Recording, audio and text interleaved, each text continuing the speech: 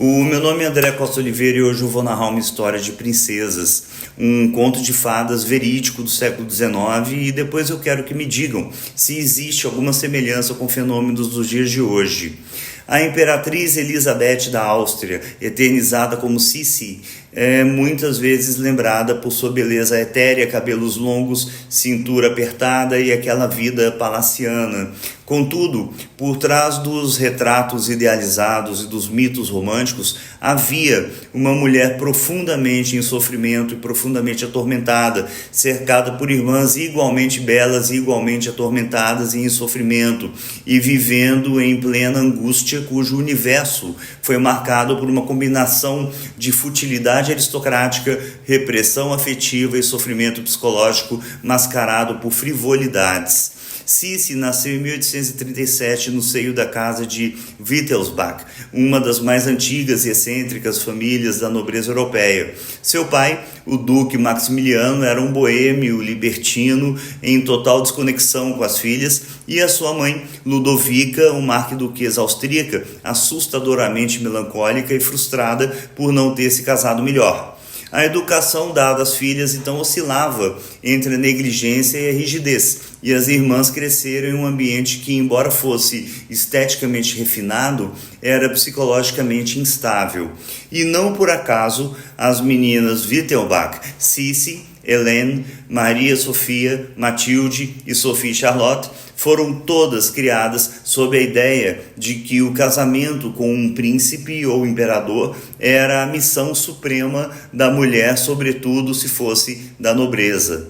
E essa missão, no entanto, revelou-se uma armadilha, uma tragédia a todas elas. Sissi, Elizabeth, casou-se aos 15 anos com o imperador Francisco José da Áustria.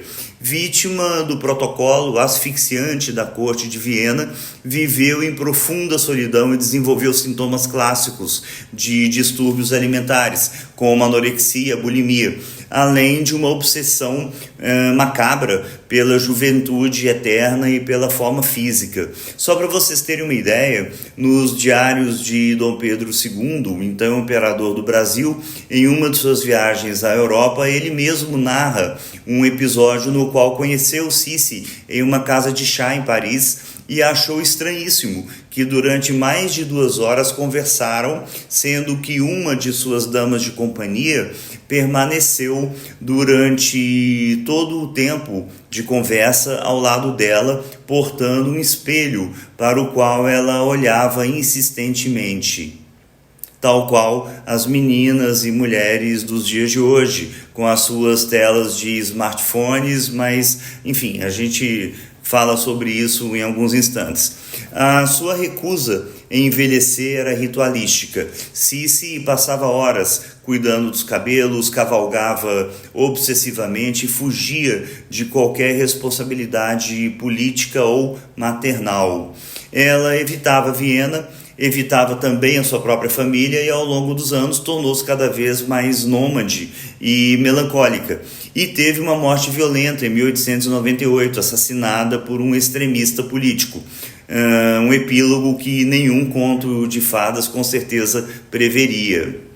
Já a Helene, que tinha o apelido de Nenê, era a irmã mais velha, inicialmente destinada a se casar com o imperador, porém tendo sido preterida por Sissi. Esse episódio a marcou profundamente, ela jamais se recuperou da rejeição sofrida. Casou-se mais tarde com Maximiliano de Taxis e viveu uma vida apagada, com intensas crises de depressão, quando recusava até mesmo a própria higiene e com longos períodos de reclusão e isolamento total e absoluta.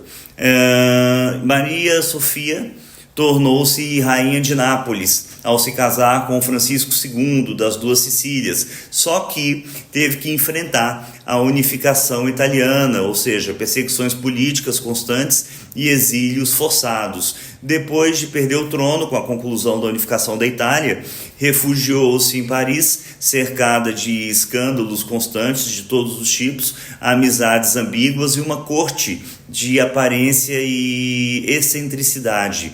ficou conhecida em Paris como a Rainha Sem Trono e acabou se reinventando como uma espécie de socialite decadente, mascarando a ruína por meio de um luxo mal disfarçado, como muitas que a gente conhece nos dias de hoje. E Sophie Charlotte, prometida ao rei Luís II da Baviera, o famoso Rei Louco, teve o noivado rompido de forma abrupta por razões óbvias, ou seja, o comportamento completamente insano do monarca, os surtos frequentes, além de conflitos internos e homossexualidade reprimida, conforme ele próprio reconhece em correspondências a amigos próximos. Daí, Sophie Charlotte casou-se com Fernando de Orléans, duque de Alençon, e morreu tragicamente em um incêndio em Paris, no Bazar de la Charité, tentando salvar outras mulheres presas nas chamas. Sua vida, segundo a biografia mais fidedigna, foi marcada por imensa frustração amorosa, rigidez religiosa, quase como um mecanismo de defesa e de fuga, e o seu sentido de dever sufocante. E por último, Matilde. Matilde morreu ainda jovem, com apenas 18 anos, ao sofrer um acidente enquanto fumava escondido do pai. Um gesto que poderia simbolizar, ainda que de modo trágico, a tensão entre repressão e desejo de liberdade nas jovens aristocratas da época. Tudo isso, que eu chamaria de verniz de frivolidades, faz com que a gente observe que essas mulheres todas estavam presas em um sistema que idolatrava a beleza, o comportamento dócil e a aparência sempre impecável. Embora a verdade fosse diferente, o culto obcecado ao corpo, à moda, aos rituais sociais e à etiqueta operava como uma couraça contra o vazio existencial e a impotência diante de seus destinos. Em vez de liberdade interior, cultivava-se a obediência estética, e talvez por isso os desmaios, as doenças misteriosas, os humores, as anorexias e os silêncios eram muitas vezes como os únicos modos de resistência psíquica possíveis. E eu penso que não se tratava de futilidade genuína, mas de um sistema de defesa. Não raramente, o sujeito pode desenvolver formas idiomáticas de sofrimento para lidar com ambientes que não suportam a subjetividade. As obsessões de Sissi com dietas, viagens e beleza eram formas idiomáticas, modos de não enlouquecer completamente. Traduzindo, o excesso de futilidades, portanto, não fomentava apenas um traço pessoal, mas um reflexo de um sistema, uma estética do colapso. As irmãs de Sissi, em graus variados, viveram e encenaram esse drama, ora como mártires, ora como fantasmas, ora como sobreviventes de um mundo que exigia perfeição, mas não oferecia sentido. E quanto aos dias de hoje, gente, será que existe uma repetição do drama? À primeira vista parece que o mundo mudou. Não há mais reinos, nem imperadores, nem casamentos arranjados com títulos de nobreza, mas as pressões psicológicas que aprisionaram Sissi e suas irmãs continuam a operar, agora sob formas digitalizadas e democratizadas, por assim dizer. Redes sociais como Instagram, TikTok, OnlyFans se tornaram novas cortes palacianas, onde jovens mulheres são encorajadas a performar beleza, juventude, magreza e felicidade constante diante de um público instável e julgador. Hoje, o corpo não é mais moldado por espartilhos físicos, mas por filtros, dietas extremas, cirurgias estéticas excessivas e algoritmos.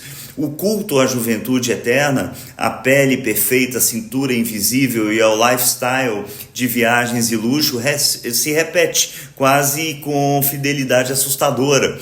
E a obsessão de Sissi por cavalgar, por manter 50 centímetros de cintura e evitar os espelhos do envelhecimento, nos diz muito sobre isso. A diferença é que agora não é preciso nascer nobre para entrar nesse jogo, basta um smartphone.